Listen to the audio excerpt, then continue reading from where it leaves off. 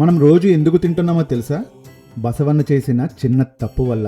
అవును, మనం రోజుకు 3 పూటలా తింటాం కదా. కానీ మీకు తెలుసా, నిజానికి మనం నెలకి ఒక్కసారి మాత్రమే తినాలని, రోజు స్నానం చేయాలని పరమశివుడు చెప్పాడట.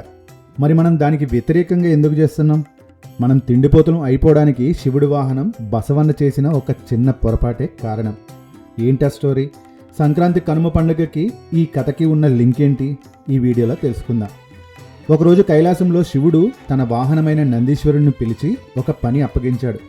బసవన్న, నువ్వు భూలోకానికి వెళ్ళి మనుషులకి ఒక సందేశం చెప్పు. ఇప్పటి నుండి అందరూ రోజు ఒంటికి నూనె రాసుకుని స్నానం చేయాలి, కానీ నెలకు ఒక్కసారి మాత్రమే ఆహారం తీసుకోవాలి అని చెప్పమన్నాడట. బసవన్న సరే అని భూలోకానికి బయలుదేరాడు. దారిలో ప్రకృతి అందాలను చూస్తూ గడ్డి మేస్తూ వెళ్లేసరికి చిన్న గందరగోళంలో పడ్డాడట.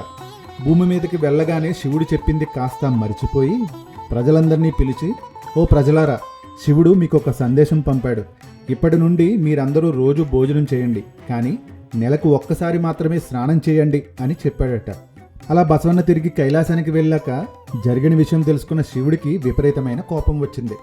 బసవన్న, నువ్వు చేసిన పని వల్ల మనుషులకు ఆహార కొరత ఏర్పడుతుంది.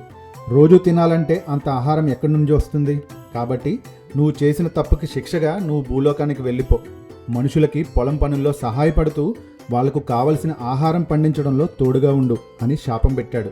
అప్పటి నుండి నందీశ్వరుడు ఎద్దు రూపంలో భూమి మీద ఉండిపోయి రైతన్నకు నేస్తంలా మారి మన కడుపు నింపడానికి కష్టపడుతున్నాడు. అందుకే సంక్రాంతిలో 3వ రోజైన కనుమ నాడు పశువులను పూజిస్తాం. మన కోసం ఏడాది పొడవునా కష్టపడే ఎద్దులకు, ఆవులకు కృతజ్ఞతగా వాటిని అందంగా అలంకరించి పూజలు చేస్తాం.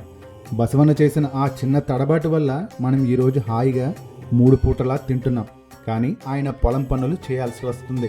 చూశారు కదా. ఈ స్టోరీ కనుక మీకు నచ్చినట్లయితే వెంటనే లైక్ చేయండి, మీ ఫ్రెండ్స్కి షేర్ చేయండి. అందరికీ కనుమ పండుగ శుభాకాంక్షలు.